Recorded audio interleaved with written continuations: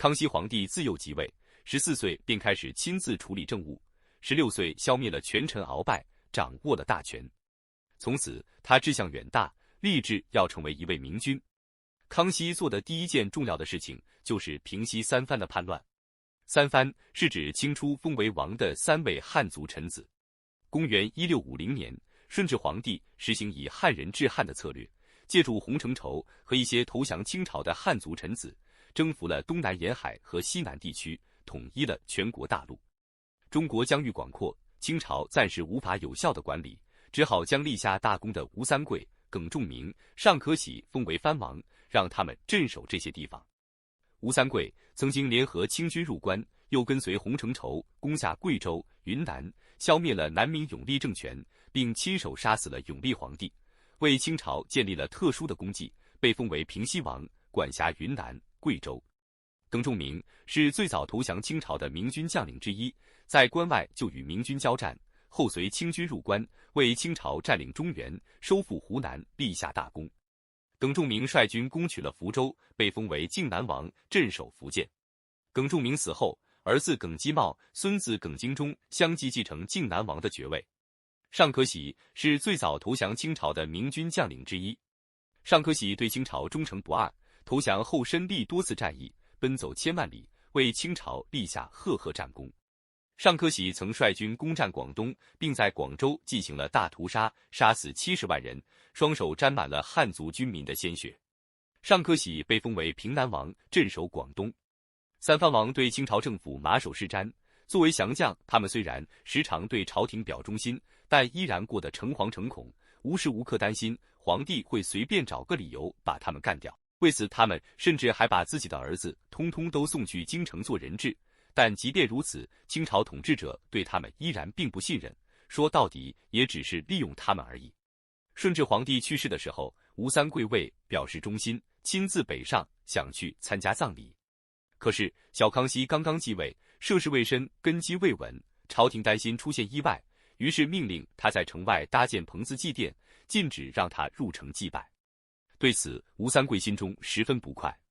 三藩王拥有数十万兵马，占据相当大的地域，管辖所有的军政事宜，势力越来越强，这也让朝廷更加的不信任他们。另外，朝廷每年都要给三藩很多钱财，是一笔很大的经济负担。于是，在全国局势稳定之后，清朝统治者便有了鸟尽弓藏的想法，打算卸磨杀驴了。公元1671年，康熙皇帝任命朱国治为云南巡抚，任命范成模为福建总督，剥夺了吴三桂、耿精忠的行政权。朱国治也不是什么好人，他在任江苏巡抚期间挖地3尺，大肆搜刮民财，人称朱白帝。朱国治到云南以后，与吴三桂发生了激烈的冲突，多次上书建议撤藩。范成模是范文成的儿子，为官还算清廉，他全心全力地为清朝监督耿精忠。吴三桂等人毕竟不是普通人，察觉朝廷有烹狗之意，于是上书假装请求撤藩，实际上是探测朝廷的虚实。朝廷大臣分成了2派，一派赞成撤藩，一派反对。他们担心撤藩会引起三王的反叛，三王已经年迈，完全可以暂缓几年。其实暂缓撤藩的意见是明智的。当时吴三桂62岁，尚可喜70岁，只有耿精忠年轻，时年30岁，但他是孙子辈，在军中没有威望。如果再等几年，三藩之乱可能不会发生，人民就也不会遭受战乱之苦了。可是康熙皇帝年仅20岁，年轻气盛，他毅然决定进行撤藩。公元1673年，康熙皇帝下达撤藩令，果然引发了三藩之乱。吴三桂是平西王，他率先举起复明讨虏的大旗，自封为天下招讨兵马大元帅，杀死了云南巡抚朱国治，发动叛乱，对准了清朝的枪口。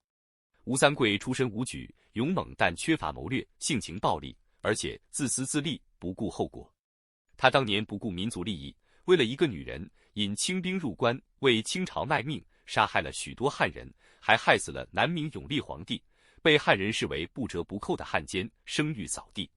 现在吴三桂为了自己的利益，又背叛了清朝，挑起了战争，就是个反复无信的小人，人们对他不屑一顾。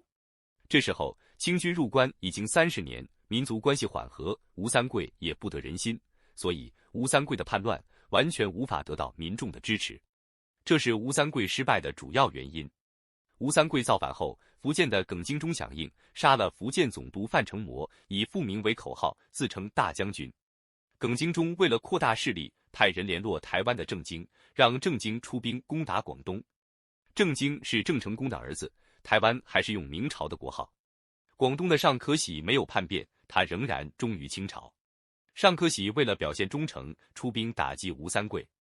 可是尚可喜的部下刘进忠、祖泽清等人却起兵反叛，占了广东一部分地方。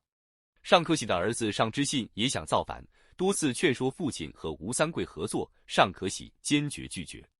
尚可喜守住广州，让吴三桂后患无穷，不能全力向北。清朝的军队大部分在北方，南方的兵力不足，使得吴三桂、耿精忠在叛乱开始时进展顺利，2年内占了很多地方。吴三桂占了云南、贵州、湖南、广西等地，他的旧部王福臣在陕西造反，陕西、甘肃也在吴三桂控制之中。耿精忠占了福建、浙东和安徽一部分地方。公元1676年，尚之信把父亲尚可喜软禁，夺了兵权，也加入了叛乱。尚可喜气愤，想上吊自杀，没成功，但很快也气死了。尚可喜临死前挣扎着穿上清朝官服，向北磕头，流着眼泪说：“臣死了，也要侍奉大清皇帝。”面对三王造反，康熙皇帝迅速调动军队进行平叛。康熙采用重点突破、打腐并用的策略，重点打击吴三桂。康熙调来2路大军，一路在荆州、武昌布阵，正面对抗吴三桂，阻止吴三桂向北；一路从江西绕道，从侧面攻击吴三桂。有人说，吴三桂一开始起兵进展快速，占了南方一些地区，但他没有趁胜北上，直攻北京，给了清朝喘息的机会，最后导致失败。但也有人却认为，吴三桂不是不想北上，而是能力不够。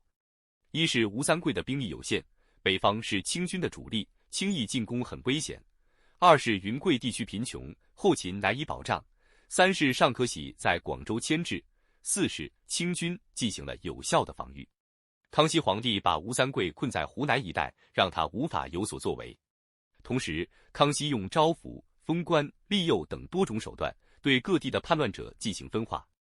到公元1677年，耿精忠、尚之信、王福臣等人陆续投降，福建、广东、陕西、甘肃、江西都被平定，吴三桂势力消亡。吴三桂知道大势已去，他想在死前过一回皇帝的瘾。公元1678年3月，吴三桂在湖南衡阳称帝，国号大周。5个月后，吴三桂悲愤而死，享年67岁。吴三桂撕掉了复明的幌子，明目张胆的称帝，更加失去了人心。三藩之乱是清朝初期一场规模巨大的反清叛乱。此次叛乱的首领是吴三桂，他是明朝末期的名将，曾经引清兵入关，后来又反叛，自立为王。他死后，他的孙子吴世蕃继承了他的王位，但是他年幼无能，无法控制叛军的士气，导致叛军四分五裂，节节败退。清朝的康熙皇帝趁机发动了大规模的平叛战争，先后收复了湖南、广西、贵州等地，最后在1681年攻克了叛军的根据地昆明，迫使吴世蕃自尽，结束了长达8年的战乱。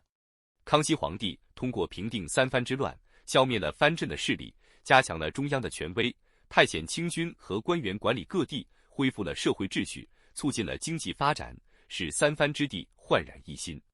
叛乱的参与者如耿精忠、尚之信、王辅臣等，最后都没有得到宽恕，被清朝处以极刑。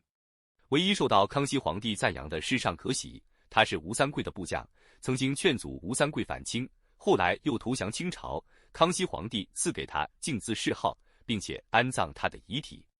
对于康熙皇帝平定三藩之乱的做法，后人有不同的看法。有人认为，康熙皇帝过于急于撤销藩镇，激化了三王的反抗，给百姓造成了苦难，是政治上的不智。有人认为，康熙皇帝果敢地镇压了三藩之乱，保证了国家的统一，显示了政治家的魄力和胆识。